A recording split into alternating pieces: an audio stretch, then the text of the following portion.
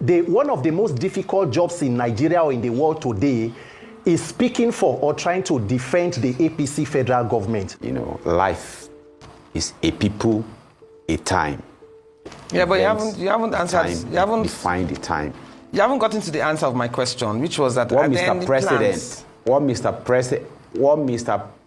President has done from the very day he took over power in his capacity as president has been a continuation of what he has done in his personal life from the point he understands what it is to be a Nigerian and he understands what the Nigerian dream is and how he can add value to it. What that has been is exactly the answer to the question you're asking. There is no country on earth that has all its problems solved. Yeah, but you haven't answered the question itself. Need for further existence. Mr. Ali, the question answering itself the question. is You're probably just not listening. I am listening. You're probably just not listening well. I'm answering. Don't be confrontational. I'm not being confrontational. If you ask me a question, then let me answer. Don't try to tell me how to answer it. Don't do that. Go ahead. Don't do that. So go ahead. We've had an economy that we all agree has been managed poorly and wrongly for decades. We have a population that, as we currently speak, increases by at least seven.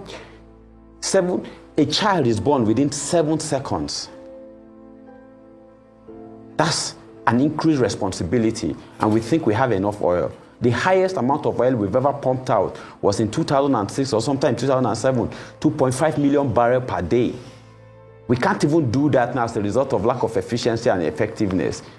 This isn't done by, we can give out, we can be very charitable, but the number keep increases. How much can you really give out if what is coming in is constant and what you are giving to is continue to increase?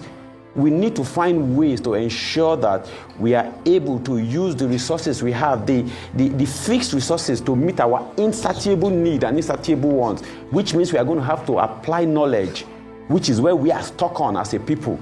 We are very educated, but in the application of knowledge, we are lacking behind. But there has to be structural changes to the management of the affairs of this country for that to be effective. We have tertiary institutions, we have leaders opening universities left, right, center to compensate themselves or compensate their words. But what is coming out of it? We have doctors in different fields. In energy, we don't have light. We have professors in education. We all agree our education is not in where it should be. We need to look back at ourselves and say, okay, the last guy didn't get it right. The one before him didn't get it right. When people say they are activists, and I ask myself, you have problem with the military, you have problem with the people of 1999 to 2003, you have problem. You have a problem with everybody. You might have problem with yourself if you get in. Okay, thank you very much. You haven't quite answered the question.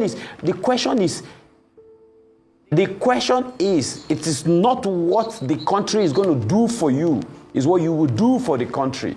Okay, because you are the country. Thank you. When someone says Nigeria killed somebody, Nigeria didn't kill anybody. Ineffectiveness of Nigerians killed somebody. Mr. Ali, inefficiency of Nigerians killed some, not Nigeria. Thank you very much. So you remember that the APC campaigned for 16 years of PDP misrule.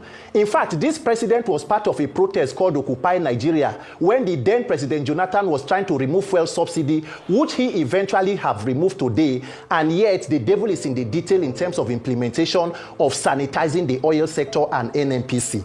So, and then by 2027, President Tinubu's administration would be 12 years, or APC would be 12 years put together. Imagine living in a government of renewed hope and experiencing the kind of unfortunate hopelessness that Nigeria is experiencing. So it is difficult for you to explain what the federal government, the APC-led government is doing, but I can give you some. A government that knows that more than 100 million persons were living in multi-dimensional poverty by the end of Buhari's administration came into power, and the first priorities were deciding to renovate a vice presidential home for 20-something billion, purchase of new private presidential jets, a presidential yacht, renovating the villa, money for purchase of SUVs for the office of the First Lady, which is not even a legally recognized, constitutionally recognized office. So when you see the frivolities and wastages in government, and then that same government in turn begins to ask the people to make sacrifices. So it is we who will think of what to do for our country, while the leaders continue to live in luxury and affluence using taxpayer money. Look at the National Assembly. Immediately they came, they shared monies for themselves and purchased bulletproof SUVs, one for more than 160 million. Yet the minimum wage of that country is 70,000 naira. And that is a country where leaders are still demanding sacrifice from the people. So at what point does this sacrifice end? At what point does President Tinubu, his cabinet, the senators and his government begin to make sacrifices?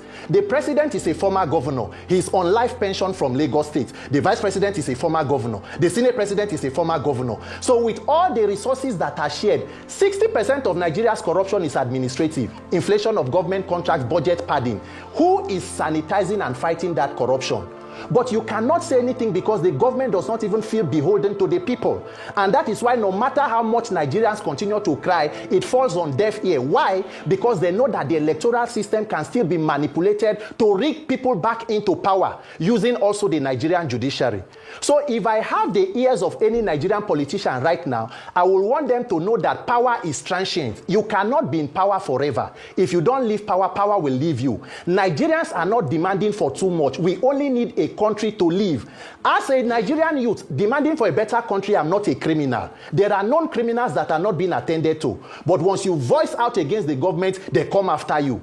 So Nigerians must decide whether we want to live as slaves in this country or we want to live as freeborns.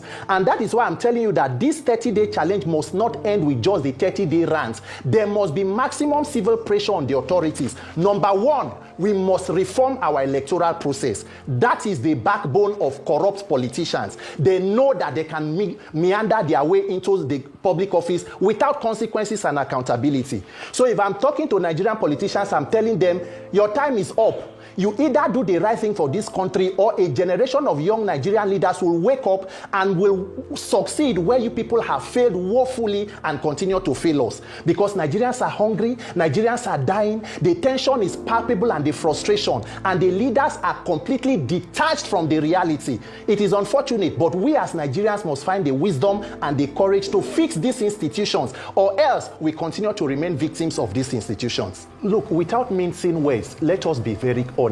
Nigeria is in dire straits. Nigerians are in a battle for survival. And if nothing else tells you the clear picture of what Nigerians are going through, few days ago, the presidential spokesperson, aide, Mr. Bayo Ononuga, put out a statement that the president is on his way to France for a 2-week working visit. And while in France, what the president is trying to do is to get an appraisal of his government and to retreat and reflect on his own reforms.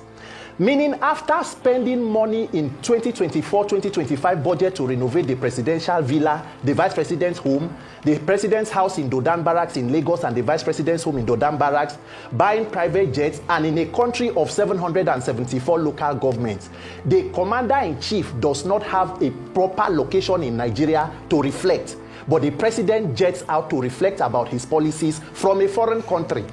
The president wants to reflect about his policies and has yet to make a statement on the 30-day rant challenge of Nigerian youths calling for help, where the cost of living is killing the living.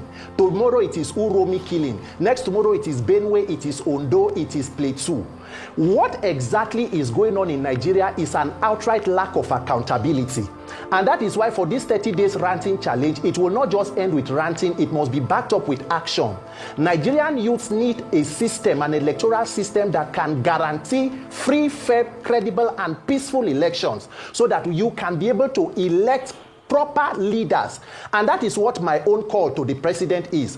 Thank God his aide said he is a Democrat. The hallmark of every democracy are free and fair elections.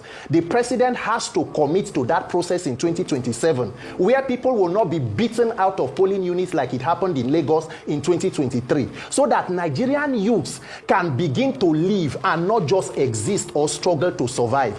What exactly is there as an incentive to be Nigerian today? The institutions are almost stacked against you. Law enforcement is almost against you. The judicial system is not where you can go. The market is not what you can even afford. There is just sheer hopelessness across board.